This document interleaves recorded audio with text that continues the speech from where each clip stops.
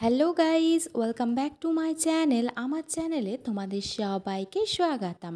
তোমরা সবাই কেমন আছো? আশা করছি খুব ভালোই রয়েছো।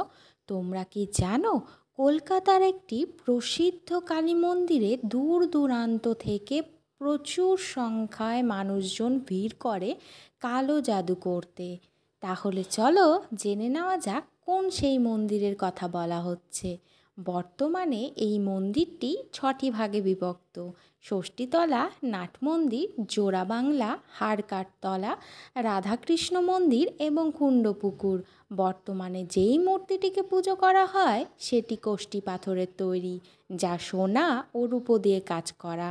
বর্তমান জিফটি প্রায় 2 কিলো 191 গ্রাম রূপোর ওপর 558 গ্রাম সোনা দিয়ে মোড়া। কোন মন্দিরের কথা বলা হচ্ছে গাইস? তোমরা তাহলে নিশ্চয়ই এতক্ষণে গেস করতে পারছো। বলা হচ্ছে কালীঘাট মন্দিরের কথা।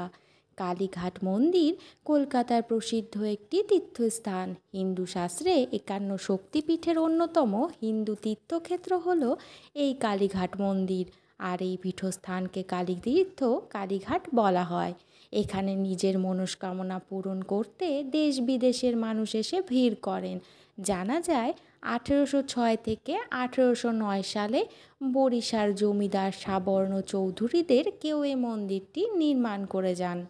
ব্রহ্মানন্দ গিরি ও আত্মারাম ব্রহ্মচারী নামে 2 সন্ন্যাসী কোষ্ঠী পাথরের একটি শিলাখণ্ডে দেবীর রূপদান করেন।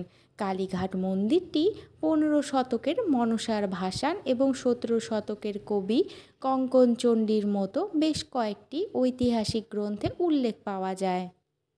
বাংলার অন্যতম প্রাচীন শক্তিপীঠ কালীঘাটের প্রতিষ্ঠা ঠিক কবে হয়েছিল তা কিন্তু বলা খুবই কঠিন, তবে মনে করা হয় এই মন্দিরটি প্রায় 200 বছরের পুরানো। লোকমুখে কথিত কাহিনী, এই মন্দিরে দর্শনার্থীরা কেউই খালি হাতে ফেরত যায় না। মা কালী সবারই মনস্কামনা পূর্ণ করেন। দেশের নানা জায়গা থেকে মায়ের মন্দির দেখতেও পুজো দিতে বহু লোক সারা বছর ধরে আসেন। প্রতি বছর দুর্গাপুজো, দীপান্বিতা কালী পুজোর দিন প্রচুর লোক মন্দিরে পুজো দিতে আসেন। কলকাতা মহানগরীর একটি অন্যতম দর্শনীয় স্থান এই কালীঘাটের মন্দির বলা চলে। বলা হয় মহাদেব যখন দেবী সতীর মৃত শরীরকে নিয়ে তাণ্ডব নৃত্য শুরু করেন, তখন পৃথিবী ধ্বংসের হাত থেকে বাঁচানোর জন্য ভগবান বিষ্ণু তার সুদর্শন চক্র দিয়ে দেবী সতীর দেহকে খণ্ড বিখণ্ড করে দিয়েছিলেন। দেহাংশগুলি যেখানে গিয়ে পড়ে সেগুলি এক একটি শক্তিপীঠে পরিণত হয়।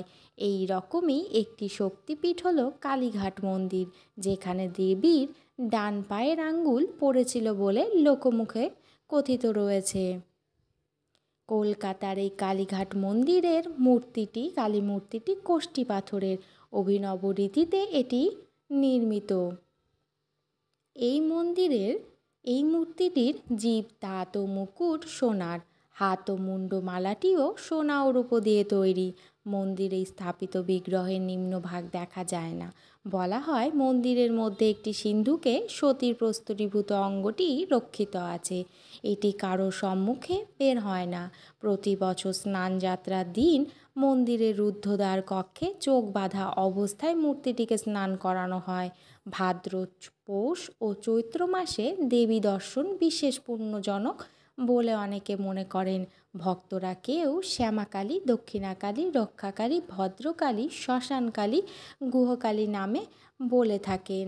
এখানে দশম মহাবিদ্যার প্রথম মহাবিদ্যাই হলেন কালী।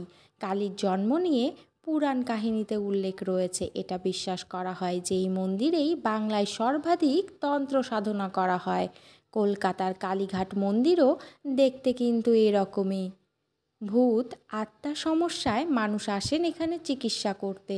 এই মন্দিরের যেখানে এই ধরনের কাজ হয় সেখানকার পরিবেশ এতটাই ভয়ানক যে দেখলে একজন সাধারণ মানুষ কিন্তু ভয় পেয়ে যাবে।